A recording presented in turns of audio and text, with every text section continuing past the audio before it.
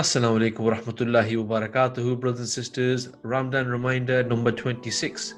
Today I want to speak about an enemy, our greatest enemy that we all have, and that is Iblis. And Allah subhanahu wa ta'ala tells us in the Quran that indeed he is your clear enemy.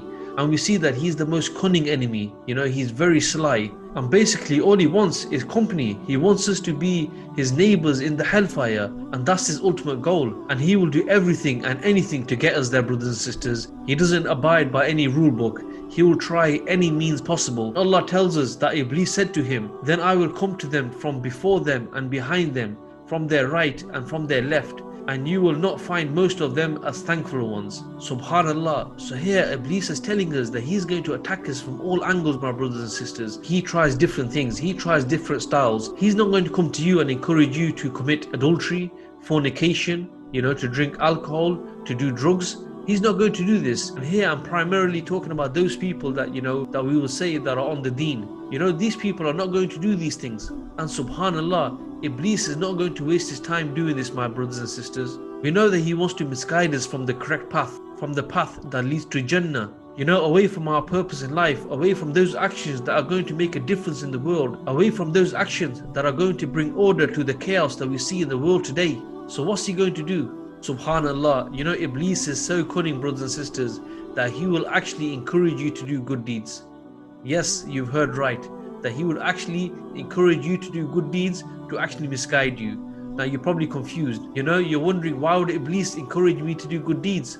Well, let me tell you in the words of the great scholar Ibn Qayyim al-Jawziyah rahimahullah, the Shaitan has misled people by beautifying for them the performance of certain voluntary acts of worship, such as voluntary prayers and voluntary fasting, while neglecting other obligatory acts of worship, such as enjoining the good and forbidding the evil, i.e. the dawah, to the extent that they do not even make the intention of performing them whenever they are able to.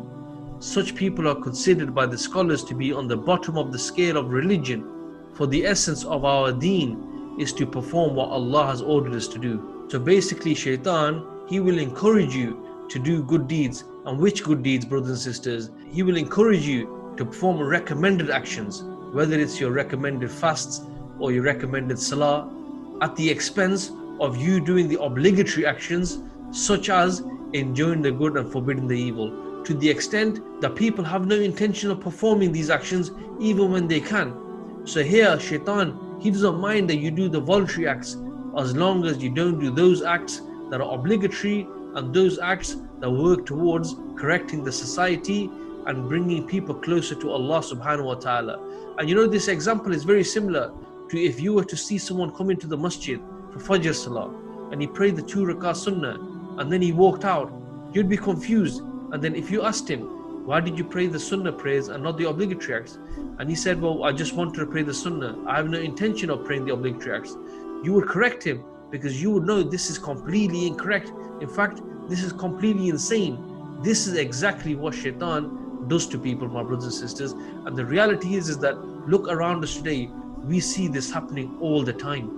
And this is something that we need to reflect on, brothers and sisters. And alhamdulillah, we see many people on the Deen today, especially from the youth. But the reality is, if everyone is just busy trying to perfect themselves or concerned with just a certain aspect of the Deen, but have no inclination in working towards changing the situation of the Ummah, working towards bringing order to the chaos of the world, then brothers and sisters, we can have many Islamically inclined people, but the reality is the situation of the Ummah is not going to change. Allah subhanahu wa ta'ala has clearly told us who our enemy is, and that is Iblis. However, brothers and sisters, we need to be ready, we need to be wary of this attack, because as I mentioned, Iblis, he will try many styles to try to take you away from the path of Allah subhanahu wa ta'ala. And as I said, he will even encourage you to do good deeds, the voluntary acts, to trick you, to deceive you, to make you feel like you're doing the right thing, to make you feel that you're obeying Allah subhanahu wa ta'ala, but at the same time you're disobeying Allah subhanahu wa ta'ala by not doing those actions, those obligatory actions that we need to be doing, like enjoying the good and forbidding the evil, and you won't even feel like you're doing anything wrong. This is the trick, and he is a trickster, and we need to be aware of his tricks. And if we do fall into his traps, brothers and sisters, on the Day of Judgment, when we point to him and we tell Allah subhanahu wa ta'ala that he is the one who made us do wrong, he is the one who made us disobey you. He is the one who took us away from those actions that you commanded us to do. You know what?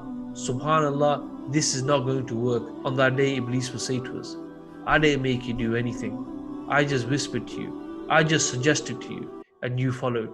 So, brothers and sisters, we need to decide whether we want to work towards a path that leads us to Jannah, or whether we want to be disgraced, humiliated, and thrown into Jahannam and have Mr. Iblis as our company. I'll leave you on that note. Jazakallah khair. Assalamu alaikum wa rahmatullahi wa barakatuhu.